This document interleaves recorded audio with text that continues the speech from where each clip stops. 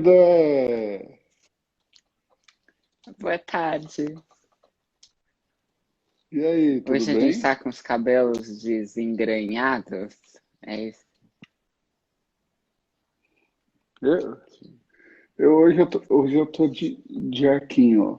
Hoje eu coloquei um arquinho para segurar as madeixas. Entendi. Eu vi aquele post que você Um fez de amigo manhã meu, falando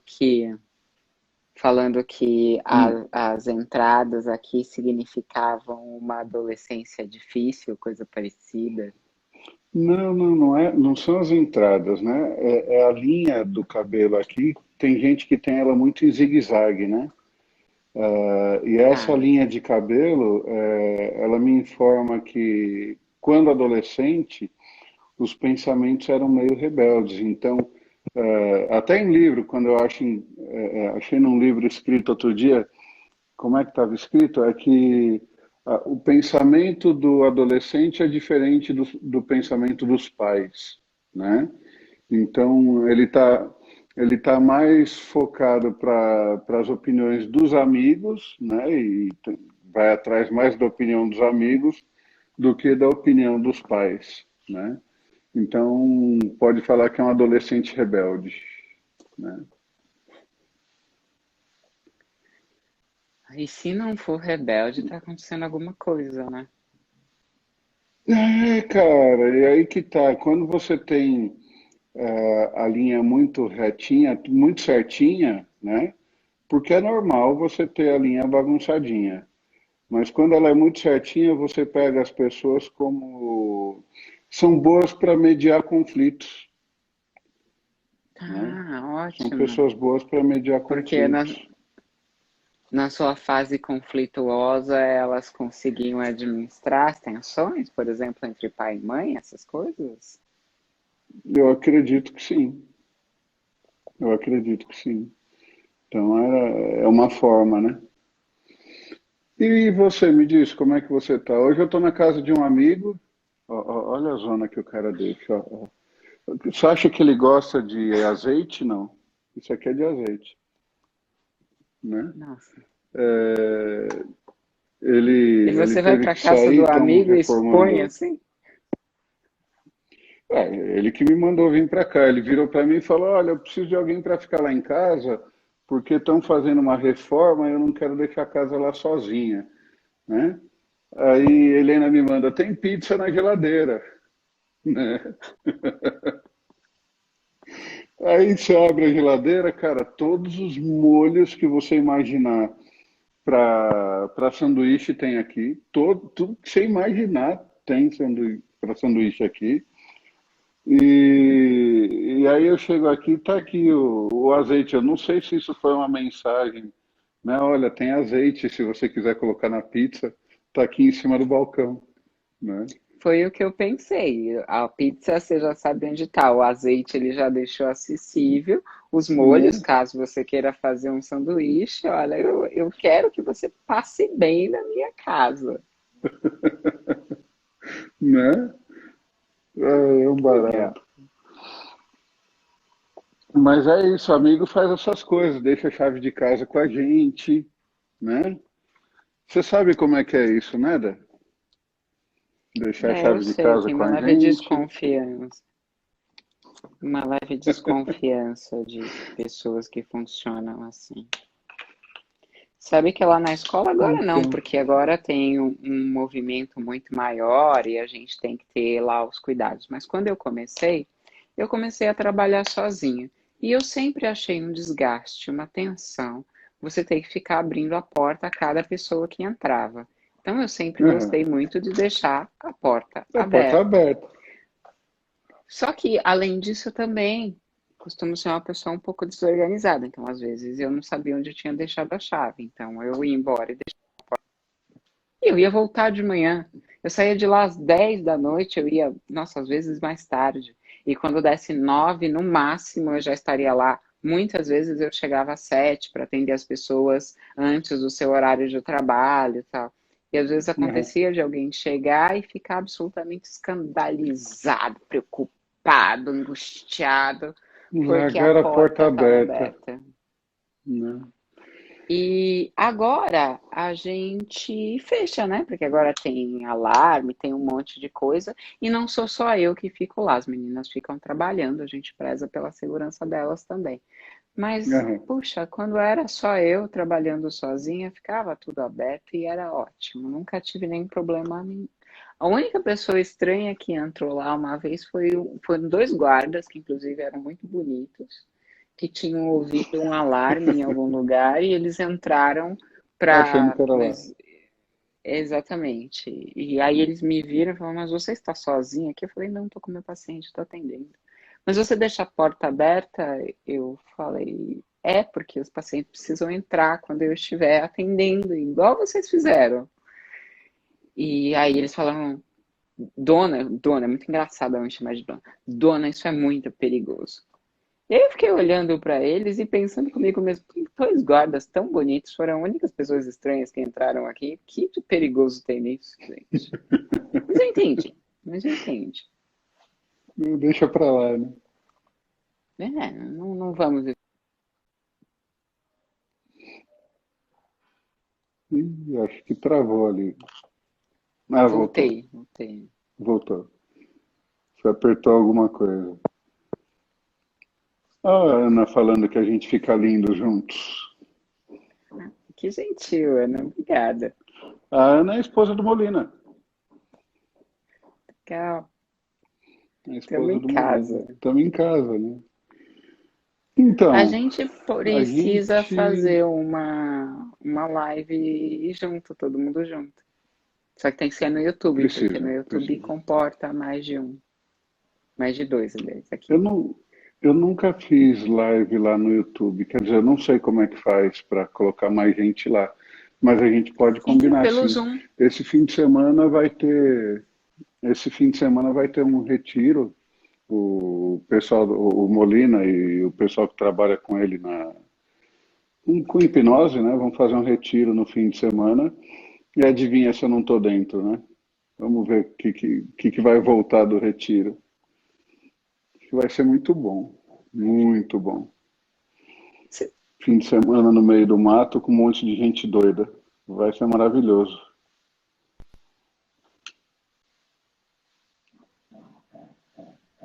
Tem um curso para começar esses dias É? também, não tem? Não entendi. Eu tô aqui. Você tem um curso para começar por esses dias? Eu tenho um curso para começar não nessa segunda-feira, na próxima, que eu não sei que dia da semana que é, mas é não nessa segunda, na outra. É, são 8 dias de 3 horas por dia, né? Então vai de segunda a quinta, porque sexta-feira é dia de happy hour, ninguém precisaria trabalhar de sexta-feira, né? É, Concordo. eu acredito nisso, né? Então é de segunda a quinta na primeira semana, onde eu passo só teoria, e na outra semana também é de segunda a quinta, onde a gente faz a leitura de todo mundo, a leitura prática de todo mundo que entrar para o curso, né? Então é bem legal, é bem legal. E aí tem dois horários, porque como vem gente de fora do Brasil, né, e tem diferença de fuso, eu resolvi fazer em dois horários, das 7 às 10 da manhã e das 7 às 10 da noite, né? Então é das 7 às 10 da manhã, das 19 às 22, e todo mundo pode acessar os dois horários, não tem problema nenhum, né? Ah, que legal. E E agora, no seu curso tem uma parte de leitura corporal também, né? corporal. Eu falo bem pouquinho, bem basicão do pós-Reichiano, né? Então eu vou falar do esquizoide, do oral, esquizoide, oral, me falha a memória aqui. Depois vem. Ai, como é que chama, gente? É o esquizoide, oral, o psicopata, ah, o rígido e tem mais um que eu não lembro o nome agora. Eu falo bem rapidinho sobre eles e aí depois eu faço a descrição da forma que eu gosto de fazer, que é esquartejando o corpo bonitinho e falando, olha, músculo é isso, a pele é aquilo, então a musculatura do peito fala de sentimento, a musculatura do braço fala de trabalho, a musculatura da perna fala de caminho de vida. E aí, se você tem panturrilha grossa, coxa grossa, como é que a coisa funciona? E aí a gente trabalha em cima de tudo isso, tirando, na verdade, do padrão de estereótipo, né? Então, apesar de eu falar um pouquinho dos pós-reichianos ali, do caráter, né? Eu procuro jogar para fora do caráter porque é difícil de alguém ser uma coisa só, né? Isso, faltou masoquista. Né? Então é difícil de alguém ser uma coisa só. E como a gente é uma mistura de tudo, né? Então gosto de colocar bem esquartejado e depois a gente junta tudo fazendo a leitura das pessoas. E aí o pessoal fala, ai, mas falta iniciativa para mim, o que que eu falo? Trabalha, o que que eu faço, né? Trabalha panturrilha e glúteo, porque se falta iniciativa, você não tem glúteo, não tem panturrilha. Bora trabalhar panturrilha e glúteo, né? Porque quem tem iniciativa, a panturrilha está lá desse tamanhão, e aí é uma coisa linda de se ver, né? Você vê aquela coxa fininha com aquele batatão de perna dessa grossura, assim, é uma coisa louca. Esses aí fazem o que querem, vão atrás do que querem e nunca estão parados, né? Então Eu é gosto disso. dessas leituras principalmente por essa autoobservação. Eu acho que essas coisas são sempre complicadas quando se trata do outro, mas sempre muito felizes quando Sim. se trata da gente. Se a gente conseguir se ver melhor e desenvolvendo ferramentas para se aperfeiçoar antes de ter a pretensão de compreender as outras pessoas, isso é uma delícia. E a ideia é a gente utilizar, todo mundo que vai fazer o curso ser utilizado como objeto de leitura para o aprendizado, né? Então, eu faço a minha, você faz a sua e cada um faz a sua. Eu ensino a montar um dossiê bonitinho e, e aí a gente faz a leitura de todo mundo pergunta e todo mundo manda foto. Isso é legal pra caramba, porque eu escutei no último curso, né? Eu procurava um motivo para ser assim e eu entendi, como é que a menina falou? Foi no seu curso que eu entendi como é que eu funciono e agora eu consigo me trabalhar melhor, né? Eu sei pelo menos como me trabalhar melhor, alguma coisa assim que ela falou. Isso me deixou tão contente, né? Ver assim pô, a pessoa se procurou a vida inteira e de repente ela se encontra ali no que para mim parece uma coisa simples, né? Por conta do tempo que a gente vem estudando. E aí é muito legal, é muito legal. Cuidar de gente é muito legal, né, Fá? Ah, eu gosto. Bom, vamos lá. A gente falou da coraça ocular, a gente falou aqui do pescoço, do peito, a gente entrar na, no plexo, não é? Ali no plexo solar. Olha, eu acho que a gente desce um pouquinho mais e já vai para os genitais. Bora lá então. Bora Porque para para lá. falar do diafragma, o jeito mais fácil é a gente já ter passado por todas as outras coraças. O diafragma, ele na verdade é uma âncora de todos os nossos processos de tensão. A gente diz assim que Tá, qualquer tensão que se estabeleça no seu corpo está consolidada no processo de respiração. O Reich tem um livro que é incrível e eu acho que não devidamente estudado ainda, que é o Biopatia do Câncer. Ele tinha tá. uma teoria. Ele tinha a teoria de que o câncer era uma epidemia da modernidade Uhum. que estava se alastrando em função da nossa maneira, como eu direi, aprisionante de tratar nossa estrutura física e, portanto, nossa estrutura psíquica. Então, ele Uhum. lia assim: o câncer está se desenvolvendo no nosso ambiente muito mais do que antes, não como dizem os médicos, porque nós temos uma precisão maior de exames ou coisas do gênero.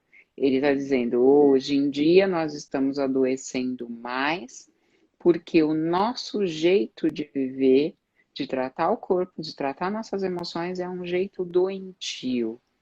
E Tá. uma das respostas, uma das principais respostas que o corpo dá quando ele está sendo maltratado é o desenvolvimento de um câncer.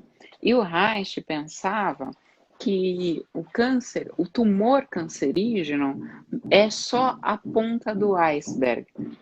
Então, naturalmente, ele era contra ao processo de cirurgia que não fosse acompanhado de um tratamento, digamos assim, holístico.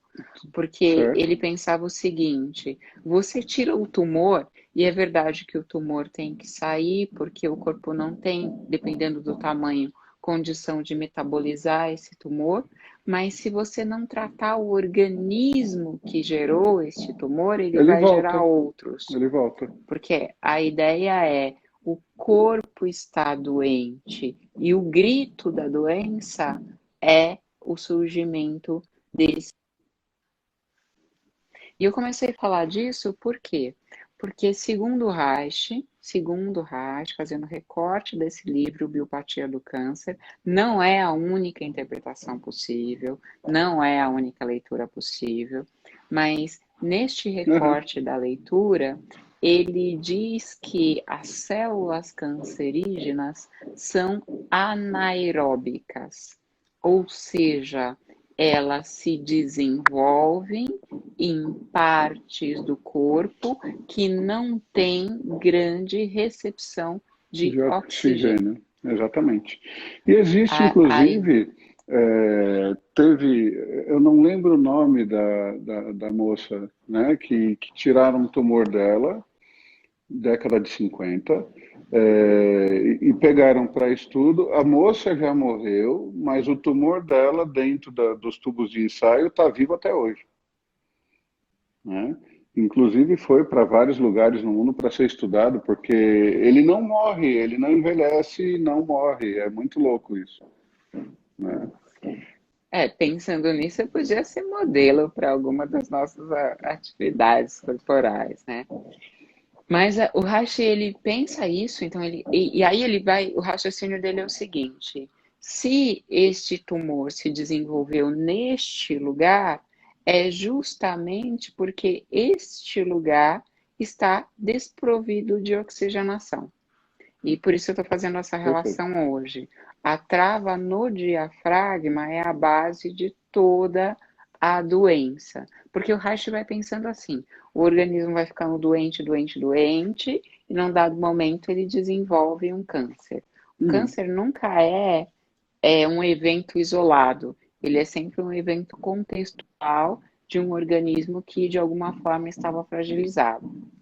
E ele pensa o seguinte, inclusive em parceria com alguns aspectos da neurociência da atualidade, que é assim,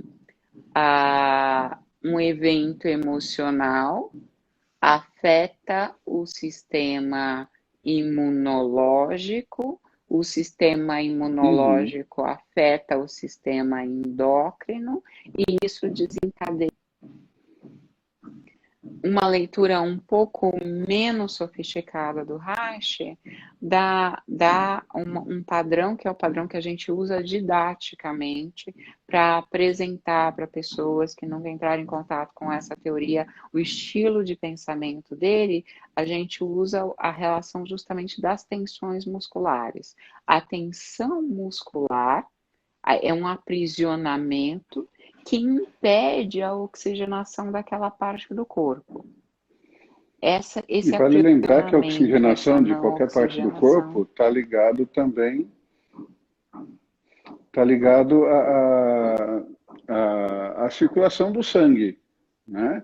Então, se você tem o sangue fluindo por todo o organismo, né, conforme você respira, você tem a oxigenação de todo o organismo. É exatamente a tensão muscular que vai bloquear isso e que pode gerar, porque a célula precisa se manter viva e ela tem isso programado dentro dela, né? Ela acaba desenvolvendo uma metodologia de se manter viva a qualquer custo, mesmo que isso custe a sua vida. É, exatamente, essa é a aposta. E o Rashi vai denunciar a presença de sangue sem riqueza de oxigênio, que está justamente nesse raciocínio de, bom, essa pessoa aparentemente está respirando, mas ela não está respirando dentro da necessidade daquele organismo. Então, ela tem uma respiração Perfeito. superficial, ela tem uma coisa que a gente, eu acho que a gente já falou disso alguma vez, aquela postura de hiperexpiração, que é aquela pessoa Uhum. que tem o peito levantado, assim, o peito levantado, o peito duro, que é, ela não consegue fazer o movimento de encher e esvaziar. Ela enche e não esvazia. Então, sempre resta nela um excedente de gás carbônico que é, de alguma forma, tóxico para a estrutura do organismo. Tem aquelas pessoas que têm a respiração curtinha. Eu falei que ia falar sobre os genitais, estou falando sobre o diafragma, mas agora que eu já comecei, a gente continua. Aquelas pessoas que têm a respiração curtinha, que Uhum. realmente, geralmente as pessoas com respiração curtinha têm uma pele um pouco mais pálida, são um pouco mais Uhum. frias, porque isso é a não queima de oxigênio dificulta a geração de calor. A ausência de oxigênio faz com que o sangue não chegue nos seus componentes coloridos. As hemácias não estão tendo substrato para transportar, porque a hemácia sanguínea, a célula vermelha do sangue, ela é responsável pelo transporte de molécula de oxigênio para todo o corpo. Então, Perfeito. quando não tem oxigênio, assim, tem aquelas condições básicas, tem que ter ferro, potássio, enfim, as substâncias que formam, mas se ela não tem o que transportar, ela tende a caminhar mais lentamente e a ideia é que ela vai ser menos produzida. Então, se você respira o suficiente para o seu organismo, a sua produção de hemácia vai ter que se manter no patamar de dar conta daquela recepção de oxigênio que você faz e do descarte de gás carbônico. Se você respira curtinho, produção de hemácia se torna um pouco mais baixa, portanto, você é uma pessoa pálida. Aí, a palidez a gente observa sempre nas extremidades, né? A pessoa tem as unhas pálidas, a palma da mão empalidecida, às vezes as mucosas bucais e as mucosas oculares são menos coloridas. É uma ideia de que, assim, às vezes é difícil definir isso tecnicamente, mas você que está acostumado a olhar para as pessoas, você fala, nossa, tá pálido.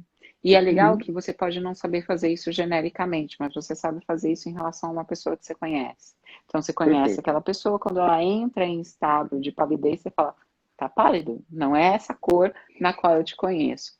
Mais E difícil aí, fazer isso nas pessoas que sempre são pálidas. o que é interessante, né, quando... Eu sei que você não gosta muito, mas quando a gente vai lá para o Oriente estudar um pouquinho de cinco elementos, eles relacionam o pulmão ao elemento metal, né? E o metal é frio. E quando você está pálido, você não tem sangue suficiente percorrendo, você fica frio, a pele fica fria, né? E quem cuida da pele dentro disso tudo, para eles, é o pulmão, né? Ele fala que o pulmão cuida da pele, então afecções na pele têm a ver com problemas no pulmão, e aí é lógico, você esquarteja o corpo, cada parte do corpo tem um significado diferente, e aí você vai olhar na pele o que, que pode estar gerando aquilo, qual é o que pode estar acontecendo na tua vida que está afetando o teu inconsciente, que está afetando o teu pulmão, que não te deixa respirar direito, para afetar a pele naquela posição geográfica do teu corpo. E é muito interessante porque a cor, inclusive, né, eles dividem em cores, e a cor do que eles falam para o pulmão é o branco, é o pálido, né? Enquanto o estômago é amarelo, o fígado está verde, a hora que você está passando mal do fígado, que você está o teu rosto fica esverdeado. É muito legal, cara, fazer a junção de tudo isso, né? E o Reich, de certa forma, ele fez isso, porque ele explica o que é a energia que o Reich chama de orgone, né? Ele consegue trazer cientificamente e comprovar a existência dela, né? É muito louco, é muito legal juntar essa coisa toda, né? É bem interessante, O trabalho do Reich é um trabalho de uma riqueza ímpar. verdade. E é difícil a gente condicioná-lo, mantê-lo num campo de conhecimento. Eu acho que até por causa disso ele é bastante rejeitado em alguns patamares da academia, porque ele não se Sim. encaixa nos referenciais tradicionais Uhum. que os acadêmicos usam para pesquisar. Eu sempre fui muito apaixonada por ele, principalmente por causa dessas bases de vitalidade, assim. Um corpo levado em consideração na construção do psiquismo. Eu não vejo isso tão claramente nos outros autores da psicanálise. Então, eu sempre tendo para o Reich. E no o ano passado, eu, por uma publicação do Facebook, eu fiquei sabendo que isso só faz um ano. Eu conheci o professor Paulo Albertini, professor de psicologia da USP, e ele tem um livro, eu acho que foi o livro dele eu não sei se é o de mestrado, eu acho que é o de mestrado, falando sobre a psicanálise que foi desenvolvida pelo Wilhelm Reich. De maneira geral, a gente fala muito bem do Reich como terapeuta corporal. Uhum. O Paulo resgata a leitura do Reich enquanto psicanalista. E aí eu falei, tinha abandonado o Reich, já estava em outras, eu comecei a estudar neuroendocrinologia, estava indo por outros caminhos. O Paulo Albertini trouxe o Reich de volta enquanto psicanalista, e comecei a ler o livro do Paulo e falei, nossa, não é por isso que eu amava tanto o Reich, eu já tinha me esquecido. Ele é tão apaixonante, ele é tão vivo, ele é tão vibrante nas suas declarações, é aquela coisa que ele tem que eu adoro, de não ser morno. É isso que é, e a gente tem que brigar para que isso aconteça. Eu odeio os intermediários, assim, ai, não sei, vejamos. Não, vamos brigar para fazer aquilo que a gente acredita, se é o bem, Sim, existir. Né? né? Então, assim, fiquei apaixonada pelo Reich de novo por causa do Paulo Albertini. É, cara, e depois que eu conheci vocês, né, lá do GPEC, tudo, ah, isso tudo começou a entrar na minha vida, né?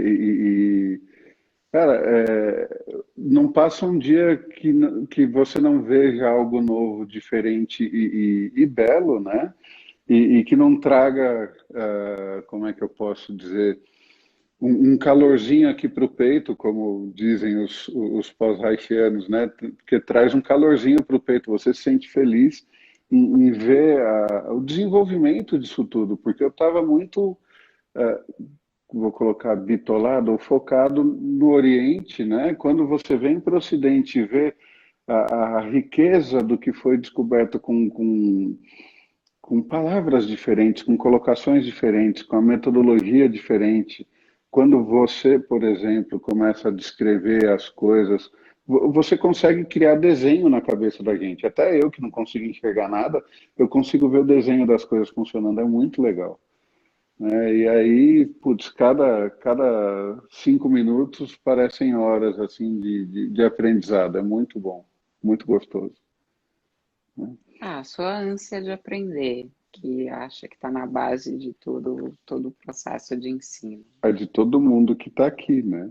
Que está aqui mais para te ouvir e pegar desses conhecimentos, né? Você estava falando da coraça aqui, você vai falar da sexual ou vai voltar? Não, então, agora que eu comecei a falar do diafragma, eu preciso concluir o diafragma. Então, a noção Rashiana é essa noção de que todas as articulações físicas, tanto para a vida como para a doença, que é um estado de não vida, de não irrigação sanguínea, de não oxigenação, tendem para essa relação direta com o diafragma. Então, quando, por exemplo, eu tenho uma couraça oral, que é a base da minha miopia, eu tenho que saber que essa miopia está ancorada também numa tensão que impede a plena oxigenação da minha região ocular. Então Tá, tem que ter, por exemplo, um pescoço tenso aqui. E esse pescoço tenso, ele só consegue manter essa tensão involuntariamente porque tem uma trava na respiração. entendi. Então, a ideia é qualquer uma das minhas. Deixa eu ver se vocês conseguem me ver melhor. Não, nossa, eu tenho que ficar muito longe para vocês conseguirem ver meu diafragma. Mas qualquer uma das minhas tensões está estruturada numa tensão, numa não plenitude de respiração. E Tá, o jogo que o Reich faz é um jogo assim. Então, imagina comigo um, uma minhoca, um ser de estrutura anelar. Quando a minhoca está em livre movimento, ela simplesmente ondula. Uma serpente. Serpente fica mais bonito. Ela ondula. Então, ela vai fazer aquele movimento de ondulação. Ela só muda a ondulação que ela faz naturalmente quando ela encontra algum obstáculo no ambiente perfeito. ou quando ela absorve algum obstáculo. O Reich, nós já falamos sobre isso, o Reich compreende que a nossa formação orgânica primitiva é uma formação tubular.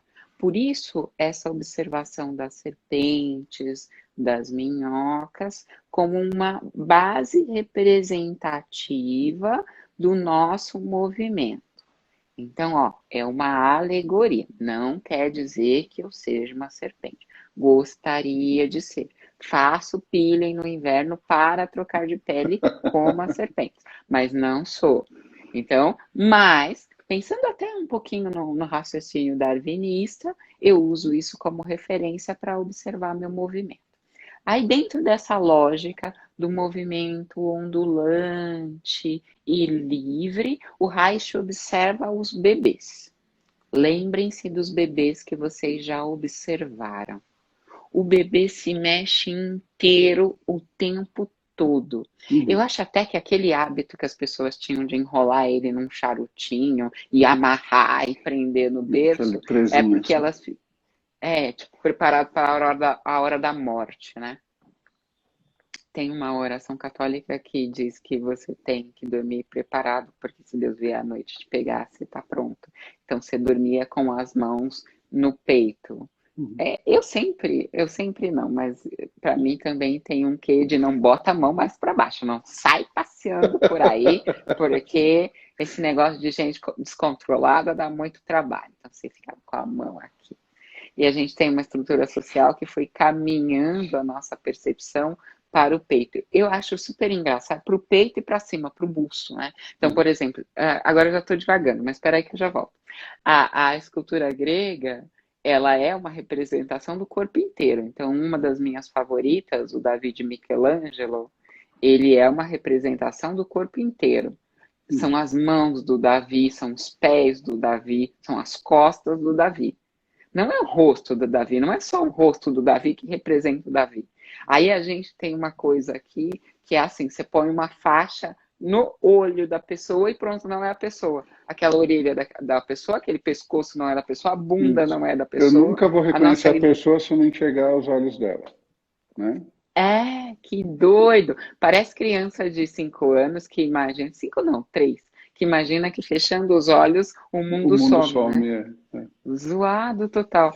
E o Reich, ele faz essa consideração da estrutura corpórea como um todo. E ele vai observando que culturalmente a gente vai negando identidade. Ó, negando identidade, negando reconhecimento para o corpo inteiro. Então, por exemplo, quando você tira uma foto de costas no Facebook e você acha que ninguém vai te reconhecer porque você estava de costas, você está negando identidade para o seu corpo.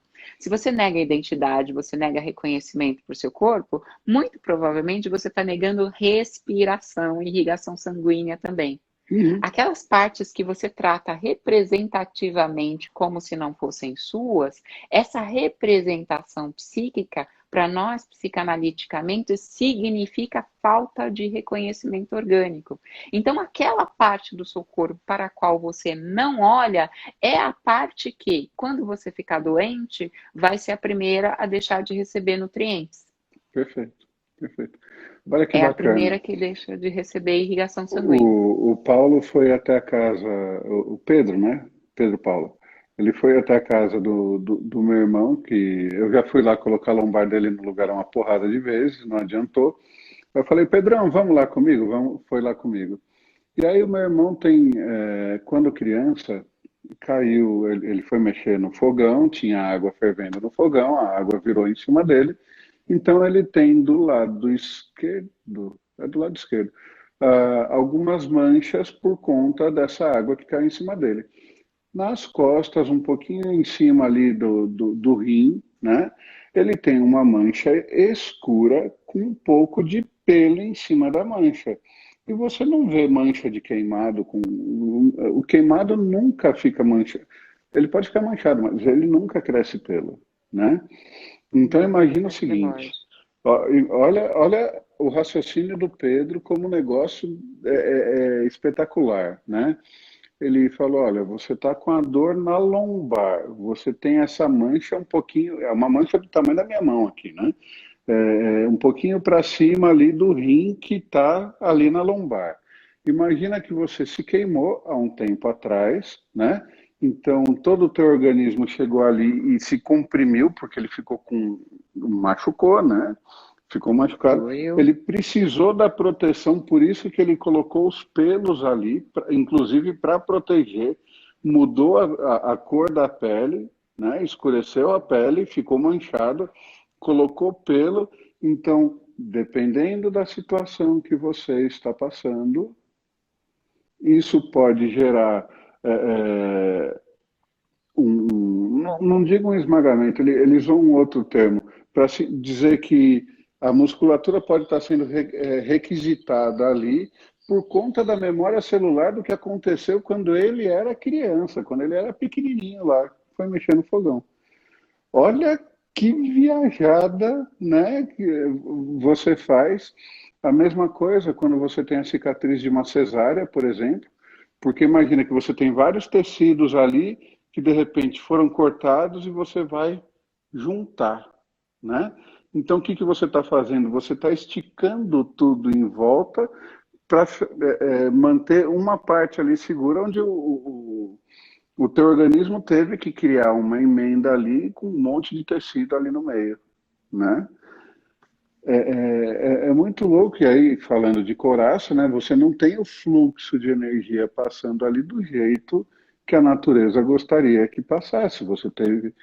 Tem toda a epigenética aí no meio, você teve que alterar todo o sistema para poder funcionar, para aquilo continuar funcionando. É muito louco, né? É muito É curioso. rico, é riquíssimo. É lindo. A gente faz esses movimentos de tentativa de restabelecimento. E o convite do Reich nessa observação do bebê, por exemplo, é esse ponto de que a gente ondula, a gente mexe o corpo todo. E o ponto fulcral desse corpo todo em movimento é a respiração, Uhum. é o movimento diafragmático. Sim. Essa capacidade de criar vácuo para a gente sugar, a capacidade de gritar falando das nossas faltas quando a gente é bebê, tá tudo consolidado lá no diafragma. Então a gente pensa o diafragma como uma parte muito importante da nossa estrutura física, porque é o movimento ou não movimento dele que está dando o tom para a existência de todas as outras tensões. de todas as outras couraças. Logo, quando a gente vai trabalhar alguém fisicamente, a gente sempre trabalha a parte tensionada e o diafragma. Porque a ideia é que eu distensiono, capacito o diafragma para funcionar a partir dessa distensão, para que esse novo estado se mantenha. Se eu distensionar uma parte do seu corpo e não ensinar o diafragma a trabalhar junto com essa parte distensionada, vai tensionar novamente. Então, nesse ponto, ele vai ser o responsável pela manutenção das modificações. Se isso não vem assim, acompanhado, portanto, se as mudanças que você faz não vêm acompanhadas de uma mudança no seu padrão de respiração, elas tendem a não se manter, porque não tem estrutura física, o seu organismo não vai acompanhar você nesse novo caminho de existência, digamos assim. Cara, é muito louco. É muito louco. Então, eu tinha um professor lá na Faculdade de Computação, na PUC. Ele era tido como alguém fora da linha, né? Fora da curva de Gauss ali. E ele falava que se você não quiser ficar doente, basta você respirar direito. Ele falava que toda doença está ligada a má respiração. Então, o fluxo de ar, quanto mais você oxigenar o teu corpo, mais alcalino ele vai ficar, e quanto mais alcalino, menor a quantidade de doenças que você pode ter, então você não fica doente. Muito doido isso. E é interessante porque quando você fala de meditação, quando você fala de yoga, quando você fala de se centrar mesmo, né? Você trabalha a respiração profunda, a respiração longa, tá lá, né? Você trabalhou a respiração, você se alivia. Quando a gente fica com muita raiva, quando alguém faz alguma coisa, a primeira coisa que acontece é você dar aquela, né? Aquela respirada funda, e agora, o que eu... Né? E a respiração funda te traz a energia para equilibrar a coisa toda. Então é bem interessante. Eu te confesso, aliás, preciso te confessar, você sabe que eu sou bastante resistente a essas técnicas. A Unifesp tem vários trabalhos, não um trabalho, mas vários trabalhos, e mantém, eu não sei como isso está acontecendo durante a pandemia, mas mantém diversos grupos de pesquisa falando da eficiência da meditação. E é sempre assim, um ato meditativo acompanhado de respiração. Eu já pude acompanhar isso em alguns pacientes cardiopatas e em pacientes que tinham alguma coisa na psoríase. E um dos protocolos pedia para a pessoa praticar a meditação alguns minutinhos, era coisa pouca, alguns minutinhos por dia. E assim, clinicamente, você via mudança nos índices de tensão, nas descargas hormonais, enfim, havia um reequilíbrio. Eu sou bastante resistente porque eu sou mesmo e porque eu gosto de pensar que o jeito certo... Eu sou fundamentalista, na verdade. Então eu fico pensando assim, olha, quem vai fazer meditação de verdade é o yogi. Eu consigo dar umas respiradas e dar um nome bonitinho para isso. Meditação é para um yogi que tem a estrutura, tipo, foi o povo dele geneticamente estruturado para fazer aquilo naquelas condições de saúde. Então, aí, com a temperatura da Índia, com a água, com a alcalinidade daquele lugar, eu tenho muita resistência às coisas que não são radicais. Isso é péssimo. Mas eu tive uma experiência, por exemplo, super engraçada. Meu cabelo é difícil. Tipo, tem dia que ele tá feliz, tem dia que ele tá triste, tem dia que ele tá complicado. Ele levanta, ele abaixa, ele alisa, ele encrespa. É uma coisa que, assim, acompanha. Realmente, assim, quando você fala dessa coisa de cabelo, pensamento, igual na música da Gal, eu falo, é o meu. Não, se eu não tiver, é só eu olhar pro meu cabelo que eu descubro o que tá acontecendo. Ele nunca foi uniforme. há um tempo atrás, eu fiz uma viagem para a Rússia e eu tava em Paris, eu sempre estou em Paris, e aí vou para outro lugar, eu estava em Paris, aí eu passei em Frankfurt e fui para Moscou. Cheguei em Moscou, lavei meu cabelo com a água do chuveiro do hotel, eu não tinha creme, e eu fiquei em pânico porque eu estava em Moscou. E a maior parte dos lugares as pessoas não falam inglês, e eu não falo inglês grande coisa, mas tipo, eu sei pedir um creme de cabelo, sabe? Aham. E eu falei, gente, o que que eu vou fazer? Eu tava um monte de gente estranha, eu querendo parecer bonita e interessante, não ia ter creme de cabelo porque o meu tinha acabado. E aí eu lavei o cabelo no hotel com aquela água do hotel, sem aqueles shampoos, porque eu não confio naqueles shampoos, e falei, deixa secar naturalmente para eu ver o que vai acontecer. Eu não sei o que que foi, eu acho que era a alcalinidade da água. O meu cabelo ficou lindo. Eu nunca tive um cabelo tão bom sem nada, sem nada. E aí eu falei, tá vendo? É isso. A alimentação russa e a água russa serve para os russos. Aí eu tava com o meu grupo, enfim, nós, o nosso filósofo, a gente fazendo estudos era sobre Tolstói e Dostoiévski. E eu tava com roupa de frio, eu tava bem agasalhada, mas teve um dia específico que eu queria ser a bonita do ambiente, então eu tava de vestido. E todo mundo sabe que se você coloca um super casacão de neve em cima do vestido, ninguém vê o vestido. Eu falei, não quero colocar vestido, o que que eu faço? Aí na saída do hotel, alguém me ofereceu vodka. Eu bebi, gente, uma dose assim, do tamanho do meu dedinho de vodka. Eu passei a noite inteira sem casaco. Nós andamos pela cidade à noite, fomos pro restaurante, voltamos andando. Eu sem casaco, feliz e querendo dançar. Pera, deixa É eu ver se eu claro, entendi. Você bebeu uma dose assim de vodka? assim, do tamanho Assim, do meu dedo. Não, foi do tamanho do meu dedo mindinho. entendi. Tudo bem, E tudo eu bem. fiquei a noite inteira aquecida. Aí eu falei, tá vendo? Se eu bebo vodka no Brasil, morro de coma alcoólico. Eu tenho uma experiência de alcoolização na minha vida que foi justamente quando eu bebi uma bebida que tinha vodka no meio. Eu Aham. fiquei pensando que todas as pessoas que estavam naquela balada e beberam aquilo comigo eram idiotas, porque o mal-estar que tem depois daquilo não justifica nenhum prazer que aquilo gere e não gera prazer nenhum. Sério, eu desfiz amizades, Fábio, porque eu falei, eu não quero. Eu liguei para um amigo meu, é sério isso, eu liguei para um amigo meu e descrevi o que eu estava sentindo. Ele disse, Débora, isso é ressaca. A gente sente isso depois de beber.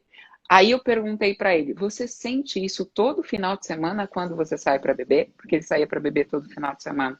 Ele falou sim.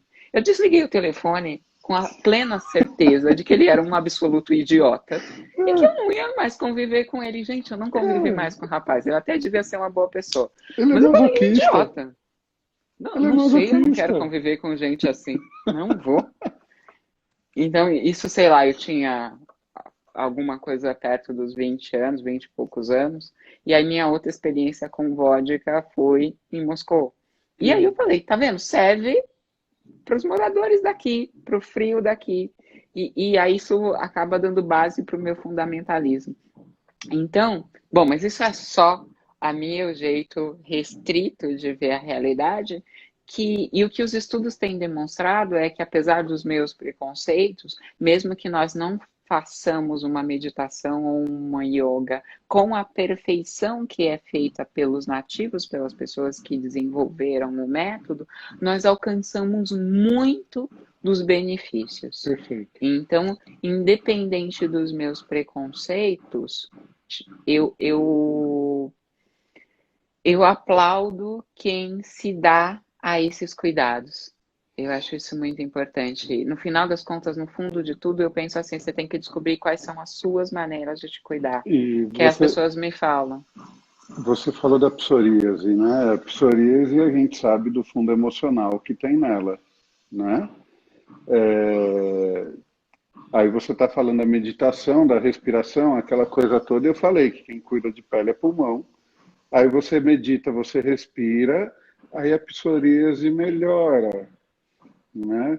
Não só a psoríase, a vitiligo também melhora, né? É tudo coisa da pele, que lá no Oriente, quem cuida disso é o pulmão, né? Então, são várias coincidências ali no meio, né? São várias coincidências. E aí você fala que a gente não nasceu para isso, é lógico. Eu quero ver um iogue daquele sair da montanha, sentar na calçada lá na Paulista e ficar né, meditando bonitinho. Se ele, né, com aquele monte de buzina, aquele monte de gente tropeçando nele, se ele vai Eu conseguir. acredito que eu acho que ele consegue. Eu acho que ele consegue porque ele foi treinado para isso no seu processo de formação. O que eu quero é assim, pega um urbanoide que cresceu num apartamento de 52 metros quadrados, com a alimentação que a gente tem, leva ele para a montanha e pede para ele meditar. Se tiver Vai. McDonald's, pode ser que ele até faça o não né? É isso. Ah, pode alcançar? Pode, depois de 20, 30 anos de prática, pode alcançar aquilo que o fulano conseguia com 5 anos de idade. Então, eu acredito nessas intervenções, Né? mas eu também penso que precisa ser levado em consideração o ambiente no qual você está inserido. Com E como eu certeza. estava te dizendo, assim, o pano de fundo disso tudo é descobre você quais são as maneiras adequadas de se cuidar. Sim. Né? Eu não sei se vai ser uma técnica do Oriente ou do Ocidente, O que mas importa é que que seja funcione para aquilo você, que né? funcione para você. Funcione para você, dentro das tuas crenças aí e das tuas limitações. Muita gente perguntou aqui se você saberia dizer alguma coisa sobre a escoliose. Né? O que Reich falaria com relação à escoliose? Né? Olha o Davis aí. Olha, para a gente, essas distorções na coluna são sempre em função de um certo impedimento de movimento. Então, a coluna é um referencial de serpente nossa. Nossa coluna vai e vai, livremente. Se ela não está fazendo esse movimento, se ela congelou em algum lugar, a proposta do Reich é assim: imita o gesto. Então, quando o Reich vai tratar, ele imita a sua postura corporal e ele tenta sentir o que sente um organismo quando está nesta postura. O que está Perfeito. acontecendo? É uma pressão nos ombros, é um esmagamento do diafragma, é uma tensão no peito. O que está dando base para essa cristalização? Então, a gente não vai. A coluna está lá, ela não pode se mexer, mas eu vou prestar atenção no que está acontecendo nas outras partes do corpo. A nossa noção de couraça e até de desenvolvimento de sintoma é sempre no sentido de proteção. Uhum. Então, assim, nós não temos aquela visão culpabilizante de quando você desenvolve um tumor porque você não se expressou, porque você isso, aquilo. Não tem nada a ver com isso pra gente. Tem a ver com você receber um estímulo do ambiente com o qual você não sabia lidar e você fez o que pôde no seu corpo para sobreviver àquilo. Então, a gente olha a porrada. Aliás, essa é uma pergunta boa para um haitiano. De onde está vindo a porrada? Porque se você entender de onde está vindo a agressão, você entende o que o corpo está fazendo para se proteger daquela agressão. Então tem uma postura do pescoço, eu não sei imitar muito bem, do pescoço assim voltado para frente, que o Reich disse é muito comum nas pessoas que em torno dos 3 anos de idade recebiam muito cascudo dos pais, aqueles pais impacientes, às vezes não têm paciência para esperar a criança andar. Quando é um menino, tem aquela coisa de seja rápido, seja ágil, presta atenção, você é homem. Então, vai agredindo a criança sempre no mesmo lugar. Aí a pessoa faz aquela postura de quem está à espera de uma agressão que vem pelas costas. E então, o nosso convite é sempre esse. Assume, pensando que você é o terapeuta, Uhum. assume a postura junto com a pessoa, para que, tanto para você conseguir sentir, quanto para a pessoa te observando conseguir dizer das impressões que ela tem de você. Porque Perfeito. ela não tem capacidade para falar de si mesma. Mas quando eu estou assim, que imagem eu passo para você? A Uma, descrição que você me dá vai contar a sua história. exatamente. Uma das coisas que eu faço dentro dos cursos que eu dou, eu peço para as pessoas imitarem no rosto, né, a expressão de quem está sendo lido ali. Porque a hora que você coloca no teu rosto a expressão de quem está ali, por conta da neuroplasticidade, aquela coisa toda, você acaba liberando hormônios dentro de você que vão contar uma história. Se você sabe como você estava se sentindo antes e você consegue ver a diferença, né, sentir a diferença, você consegue identificar o que aquela pessoa está sentindo com aquele padrão de rosto. E falando sobre a coluna, né? Imagina o seguinte, a coluna faz o quê? Faz com que você fique no eixo, certo? Então, se você tem um desvio de coluna, é legal você observar também o que é que está te tirando do eixo. Aonde teu pensamento está se preocupando que está te tirando do eixo ali, né? Então, tudo isso a gente leva em consideração. Pelo menos eu, quando vou fazer alguma leitura, quando alguém me pergunta, é aí que eu vou pegar, né? O que é que está te tirando do eixo, o que é que está te pegando tanto? Se está aqui em cima, né? O que é que você não está querendo ver? Porque você tem amplitude de visão com o pescoço. Se está na altura do tórax, o que você não está querendo sentir, né?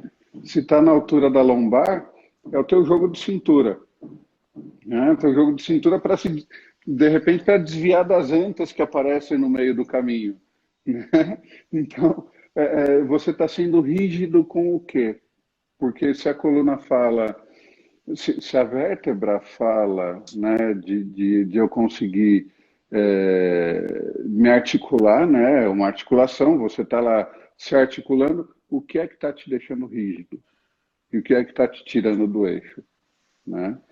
Então, eu penso em tudo Eu, isso antes de colocar. eu acrescentaria, Fá, o que você não quer e o que você não pode.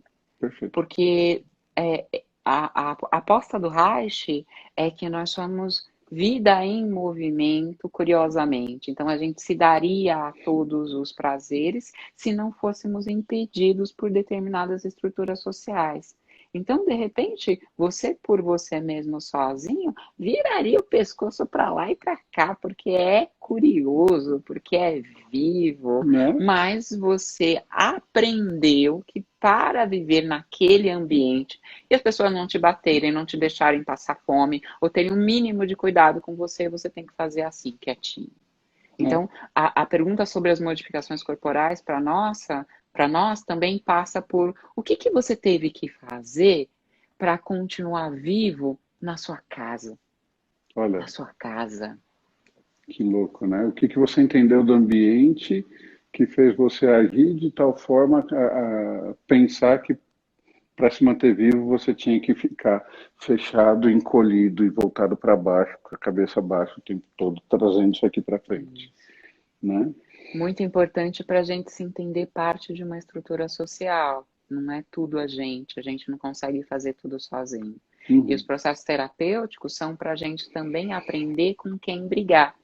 Ao invés da gente gastar toda a energia machucando ou prendendo o corpo, será que agora que eu sou grande e forte, eu não consigo dar uns gritos, dar uns socos, dar uns pontapés, fazer uns discursos para que eu encontre no espaço social que eu estou, na minha casa, liberdade para o meu corpo e para as minhas emoções e para a minha vida? Esse é o convite. Não é não brigar, é com quem você vai brigar. Escolher, né? Qual é o debate do dia, né? E é isso. Bom, tá, deu 2:01 aqui, eu acredito que daqui a pouco a gente caia, né? Eu queria agradecer de novo a você, Débora, por dispor do seu tempo aqui para, poxa, trazer para a gente esse mar de informação e de conhecimento. E como falaram aqui em cima, né? A gente usa, a gente fala de um jeito que todo mundo entende. Então, a impressão que as pessoas têm é que o conhecimento é para todo mundo e não o E contrário, é, né? E ele é está aí isso para que é. todo mundo. Né? Então, queria te agradecer de novo por estar aqui. Queria agradecer a todos vocês que passaram aqui de novo, mais uma sexta-feira, aqui vendo a gente nos nossos devaneios, né? E sexta que vem a gente vai falar do quê? Sexta que vem a gente fala sobre os nossos genitais. Ai, delícia. Aí vem a parte boa, né? Como a gente estava brincando ontem lá na tua clínica, eu, o Pedro e a Patrícia, né? Eu mandei aquele vídeo para a Penélope. Gente, o Pedro estava mexendo no meu pé, né, empurrando o meu pé, a maca gritando ali, fazendo um movimento de vai e vem. Eu gemendo, mandei o vídeo para a Débora, mandei o vídeo para a Penélope Nova, alguns aqui conhecem, e a Penélope falou que foi o melhor vídeo pornô que ela assistiu esse ano. E o Pedro rindo, né, cara? Aquele sorriso dele comigo gemendo, ele apertando o meu pé, cara. Olha, é de guardar aquilo de tão legal que foi. Eu fiquei imaginando o prazer que você estava sentindo, porque as mãos do Pedro Paulo são incríveis, São elas tiram incríveis. qualquer dor da gente. Ah, eu vou O te falar, Pedro, Dé, ele é que incrível. um negão daquele atrás da gente, assim, apertando. Ah, que delícia. Relaxa, relaxa. É isso, gente. Boa semana para vocês. Obrigado, Dé, de novo. E a gente vai se falando. Até. Tchau, gente. Boa semana, Fá, até. Tchau.